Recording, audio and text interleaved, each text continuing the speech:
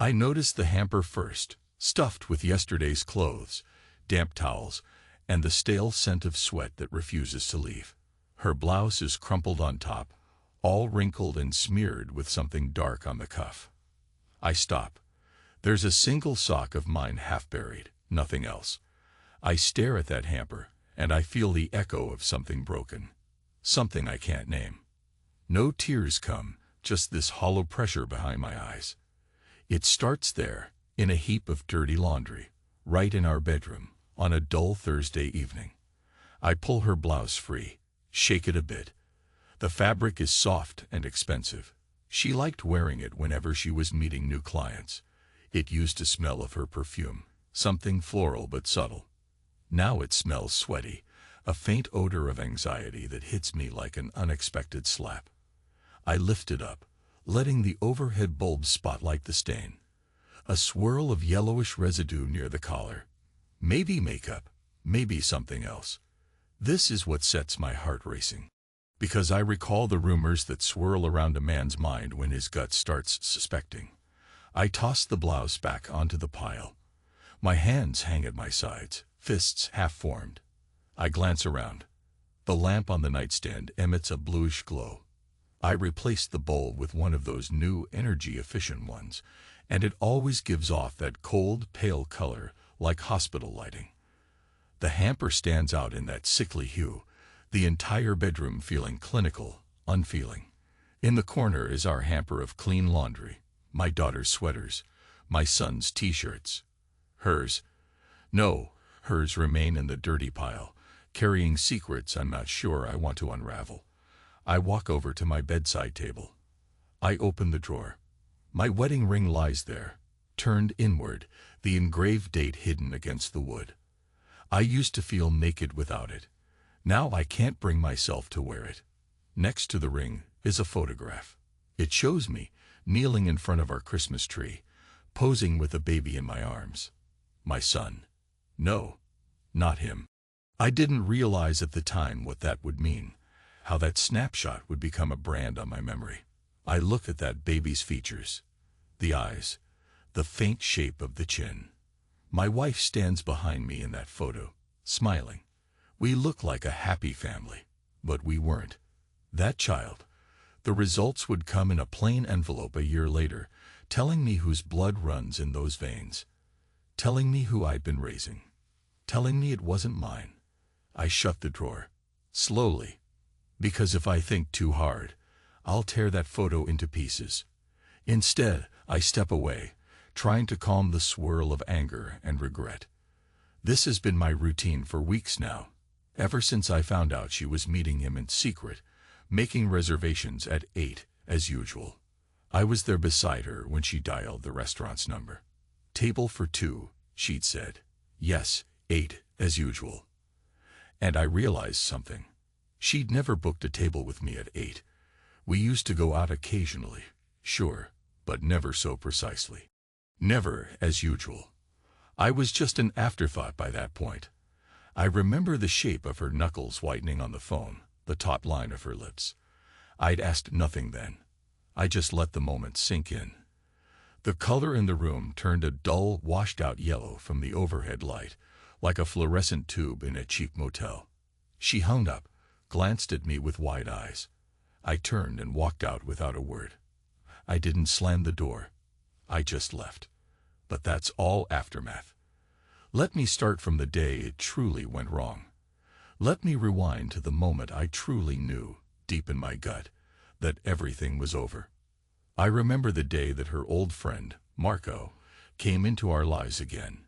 He'd known her in college, some marketing class or something. She always told me he was nothing special. Just an old buddy, she said. We grabbed coffee a few times, that's all. He moved to our city, opened a cozy Italian restaurant downtown, ended up on some local magazine cover with the title, "The Hands Behind the Pasta." Good PR for him, I guess. I pretended not to notice the glint in her eyes whenever his name popped up. Marco texted me, she'd say casually. Or, Marco's restaurant is doing so well. I let it pass because we were married, because we had 2 children, because I trusted that some lines aren't crossed. That was my first stupidity. Blind trust. It started on a Wednesday evening. She told me she had to meet an important client. "They're counting on me," she'd said, rummaging through her closet for a blouse. The kids were in the living room, the TV playing some animated movie. I was home from work, exhausted, but as soon as I heard the name Marco slip under her breath, I tensed. She tried to hide that slip. "The client wants a meeting at that new place on 5th, she said too quickly. I said nothing. She left around 7. I pretended to read the newspaper. My mind felt like an engine revving in neutral, loud, going nowhere. I gave the kids dinner. The older one, my daughter, asked, "Dad, are you okay?" In that teenager tone that tries to sound casual but ends up sounding worried. I said I was fine. I wasn't. Later, I got in the car, some twisted sense of dread pushing me forward. She told me she'd be home by 9. It was 9 already. No call, no text. So I drove toward that new place on 5th. My heart hammered the entire time, half hoping I'd see her innocent, half fearing I'd discover something horrifying. The city lights glowed a faint blue in the drizzle, the streets slick with reflecting neon signs. I parked near the restaurant. Dim, warm lights inside, and I recognized her silhouette by the front window. My chest tightened. Another silhouette stood next to her, tall, broad-shouldered, leaning in close. I remember stepping out of the car like I was in a haze. I approached along the sidewalk. The restaurant windows were big, so I could see them clearly if I angled myself near the tinted glass. At first, I saw only half of her face, lit softly by a candle on the table. And then I saw Marco's hand touching hers. She didn't pull away. They talked in low voices, so I heard nothing behind the glass. But I didn't need to. I watched them laugh, saw how she leaned forward, saw how his hand found its way under the table. Her lips parted slightly. Every color inside that restaurant looked golden, like a warm, romantic scene from a movie. But for me, standing outside under the cold street lamp, everything felt tinted in ugly fluorescent white. My fists clenched. My breath caught. A swirl of anger, confusion, and some strange acceptance flooded me at once. I couldn't look away, but I wanted to. It was like rubbernecking a car crash. You know you shouldn't stare, but you do. I walked back to my car. I sat there. The clock on the dash read 9:18 p.m. I waited. At 9:35, they emerged, side by side. She was smiling, the kind of smile I hadn't seen on her face for years.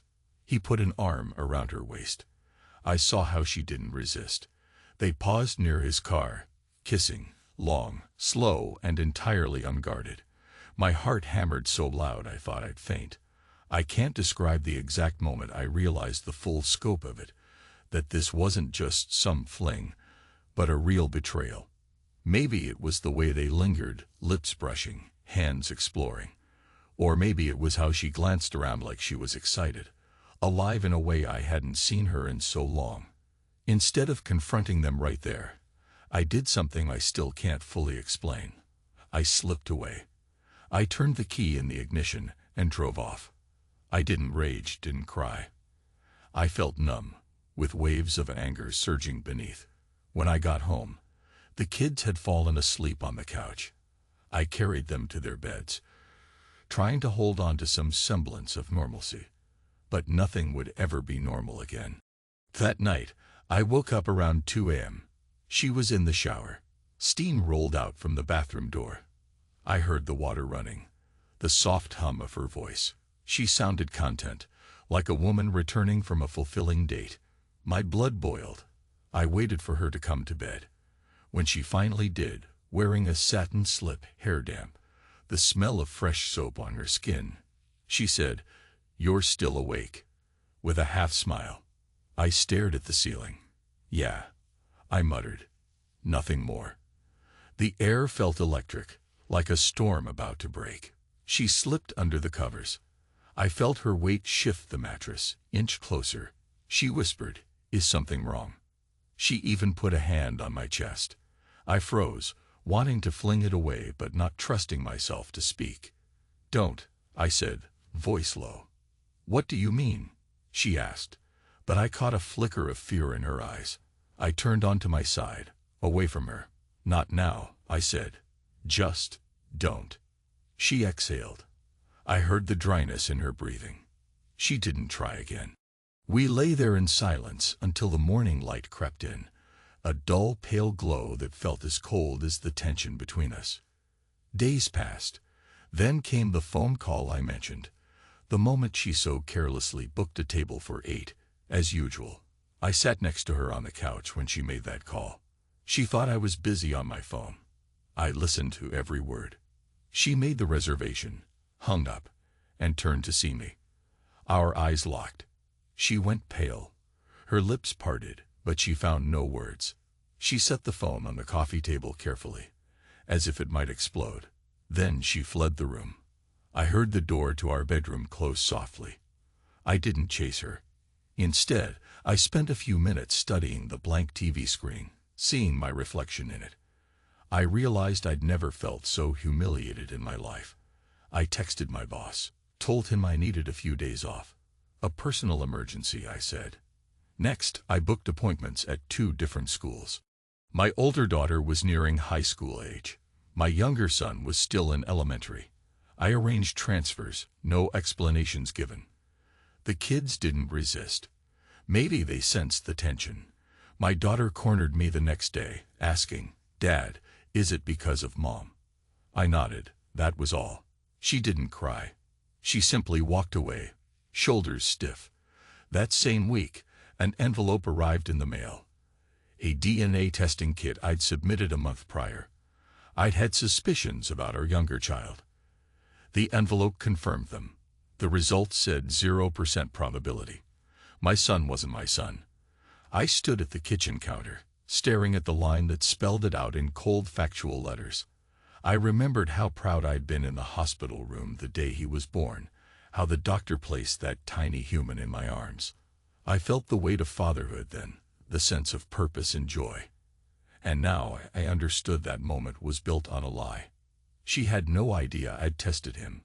I confronted her with the results. Actually, confronted might be the wrong word. It was more like I laid them on the table and waited. She read them. Her face twitched, her lips parted. She said, I can explain." But I cut her off. "No," I said. "Don't. I understand enough." She reached for my hand across the table. I pulled back. "I'm sorry," she said, tears in her eyes. I rose from my seat, placed my palms on the table, and stared her down. "You have no idea what sorry means." She tried again, voice trembling. "Please, let me." I slammed my fist on the table. Once, sharp. "Stop." She flinched. "This is done," I said. Then I turned and left her there, face crumpled, tears I refused to acknowledge streaming down her cheeks. She followed me out to the hall. I grabbed a jacket, my car keys. "Wait, can we talk?" she begged. I paused at the front door, blood pounding in my ears. "No." And I left, shutting the door behind me, calm. No shouting, no smashing plates.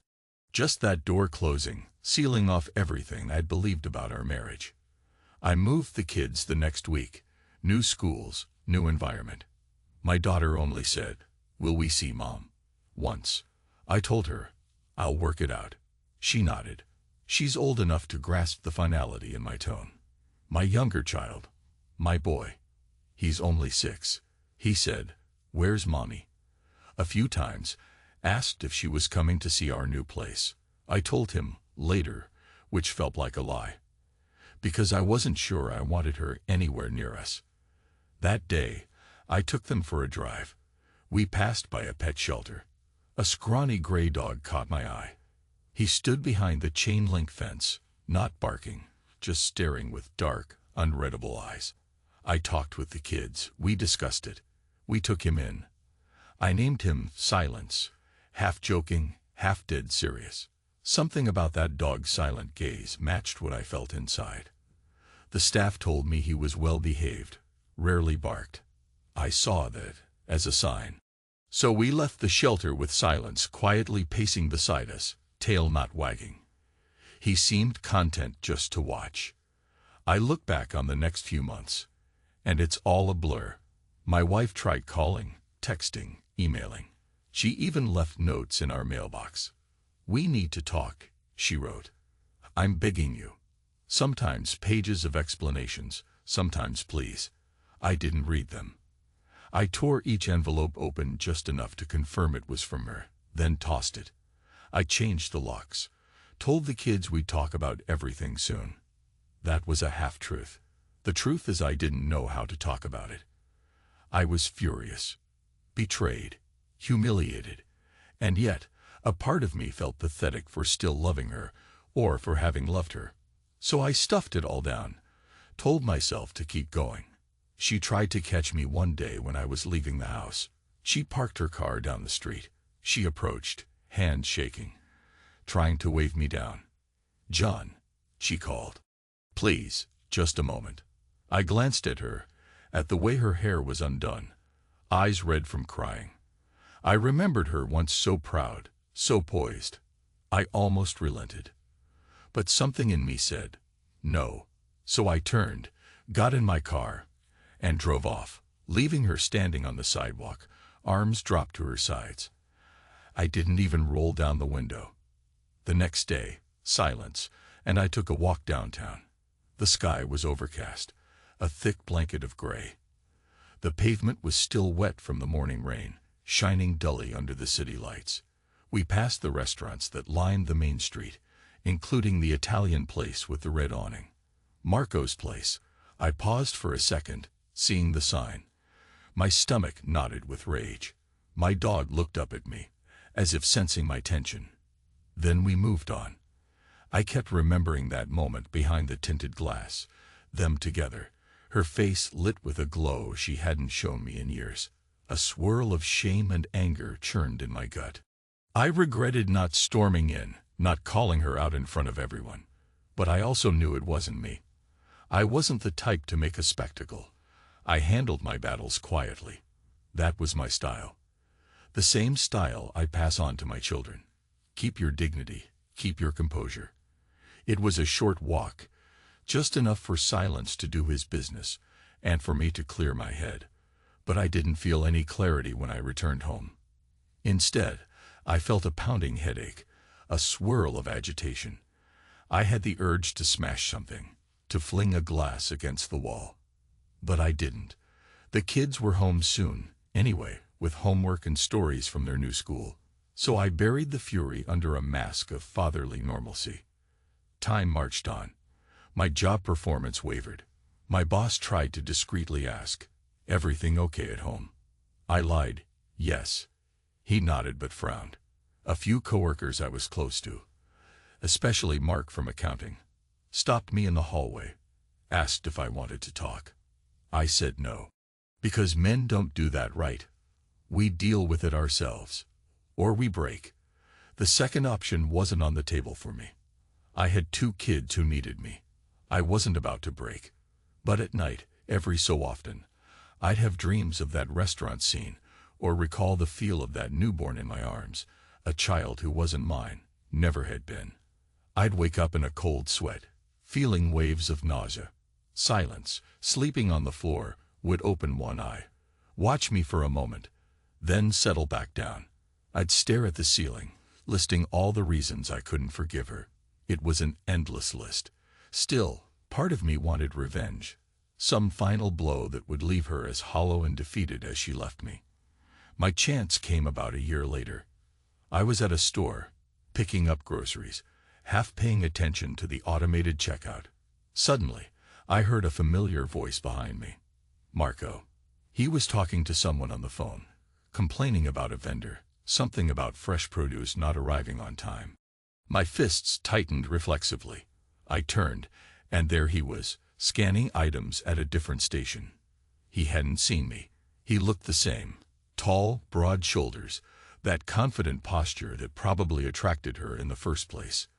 The memory of him kissing her outside that restaurant burned behind my eyes.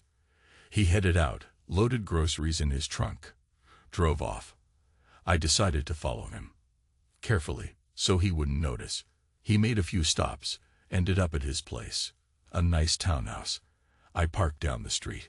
I saw him get out, talk to a neighbor, laugh, as if the world was his. I wondered if he ever felt remorse for what he'd done to me, to my family. Probably not. That night, I lay awake thinking. I wanted him to pay, or at least I wanted him to feel the quiet devastation I felt. I'd always been a decent man, never indulged in underhanded tactics. But I realized decency was the last thing I owed him. He took from me my wife, my pride, the fatherhood of my son. He destroyed my illusions. So I decided to strip him of something too. Mornings went by in a haze.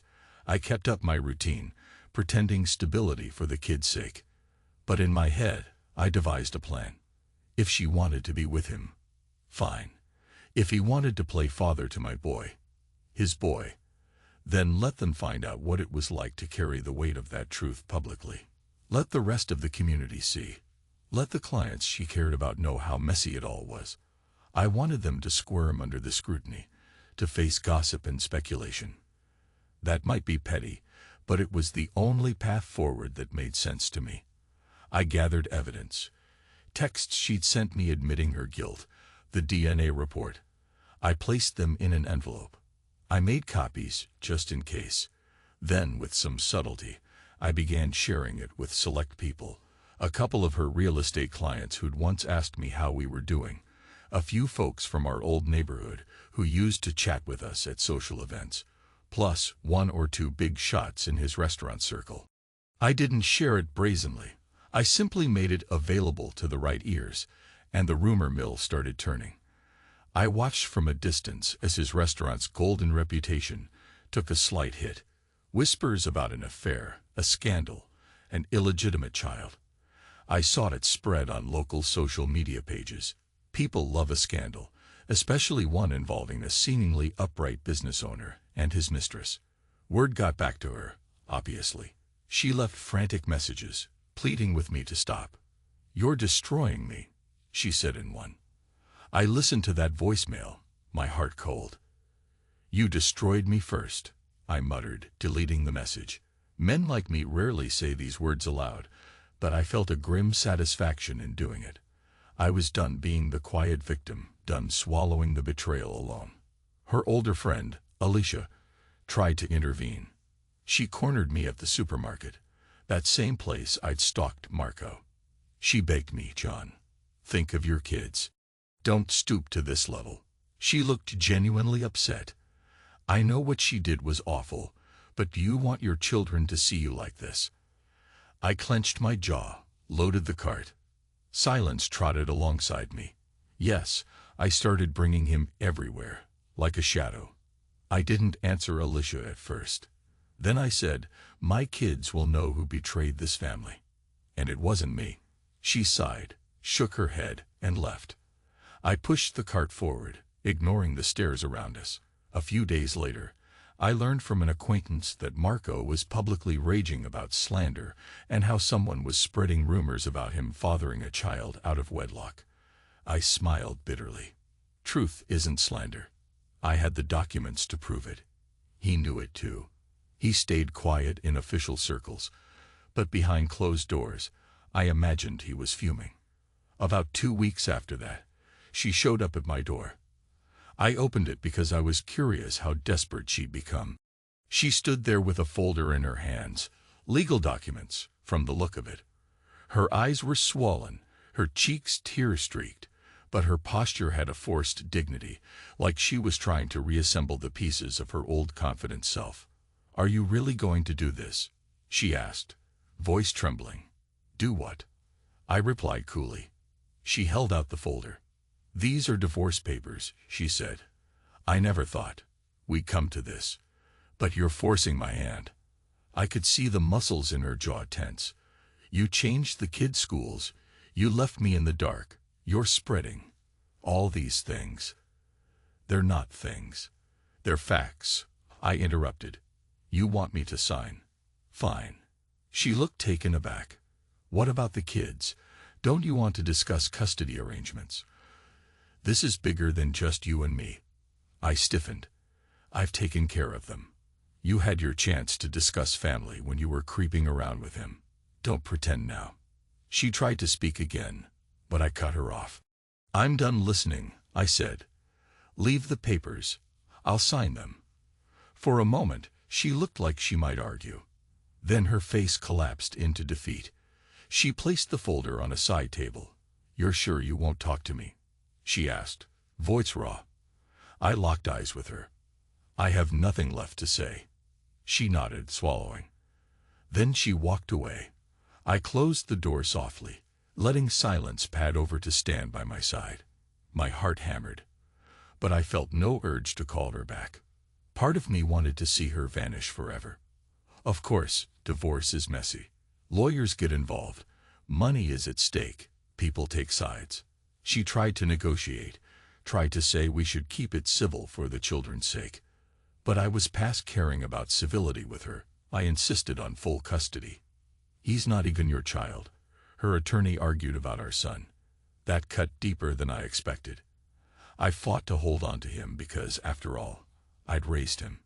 Yes, he wasn't my blood, but that boy called me Dad. And if I cut ties, how would he ever trust anything in this life? The legal system doesn't always handle emotional betrayals the way we'd like. There were complexities, allegations, tests.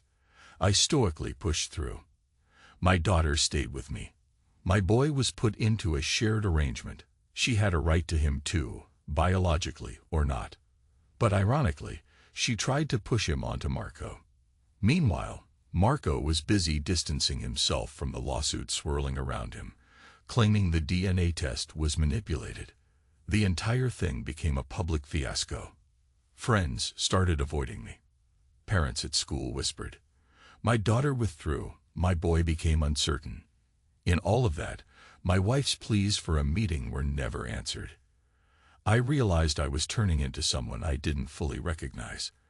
My nights were sleepless, haunted by bitterness. Mornings I woke up, stared at silence, at the ring in the drawer, at the hamper of her old clothes I still hadn't thrown out. I was locked in a cycle of revenge, and for a moment, it felt good to watch her life unravel as she'd unraveled mine. But revenge never truly satisfies. It's a fleeting relief. After a while, the emptiness returned. One evening, I was rummaging in the closet, looking for something. I found a small shoebox stuffed with photos. Our wedding day, her in white, me in a tux, so young. Then pictures of our first house, the yard we mowed together. A shot of her pregnant belly, our daughter, definitely mine that time, when she was 8 months along. We looked joyful, full of hopes and dreams. I stared at those pictures until my vision blurred. Then I shoved them back in the box and returned it to the closet, ignoring the tightness in my chest. A week later, I saw her again. By chance, in front of our old home. It was still on the market, but the sale was pending. She stood by her car, arms folded, scanning the windows. She must have been meeting a realtor. I had no desire to talk. Silence, and I walked on the opposite side of the street. But she spotted me. Her eyes locked on mine. She didn't smile or wave. She just looked at me, heartbreak etched across her face. She looked lost. For a second, I remembered the woman I once adored. Then I remembered how she had shattered my trust. She opened her mouth, started to move around the car to cross the street. I didn't stop. I kept walking. She stood, waiting, as though I might come to her. Silence glanced back at her, but he didn't bark. He never did. She stayed there, neither calling out nor walking away. I kept going, my footsteps echoing on the pavement. In that moment, I knew something had truly ended. Even if she tried to salvage it, I was beyond salvage. In my chest, a numb heaviness replaced what once was love. After I passed by, I glanced over my shoulder. She was standing still, hugging her arms around herself. She looked older, smaller, like the life had drained out of her. I turned away. Her worst day, I thought grimly. That's what betrayal earns you. Lonely nights and regrets. Did I feel pity? Maybe, but more than pity, I felt relief. I no longer carried the fantasy that she was faithful. She was just another person who broke a vow. The final scene was playing out under a cold, gray sky with no dramatic confrontation. No tears in front of the kids. Just a quiet severing of the last thread of hope. When I got home, I fed silence. The kids were out. My daughter at a friend's place. My boy at a weekend camp. The house was quiet, eerily so. I stood in the kitchen, looking at the open envelope from some legal office. The final divorce decree. It spelled out all the terms. Custody, finances, the timeline to finalize. I set it on the counter. The overhead light hummed, a dull fluorescent buzz that tinted everything a pale yellow. The countertop gleamed, but inside, I felt dulled, worn down. I took a deep breath, rummaged in a cabinet for whiskey. I hadn't had a drink in a while, but this night felt like the right time. I poured a small measure, swirled it, took a sip. The burn traveled down my throat. It didn't fix anything, but it offered a brief warmth. Silence sat by my feet, ears pricked. I patted his head. We ended up in the living room. I settled on the couch. My phone was on the coffee table.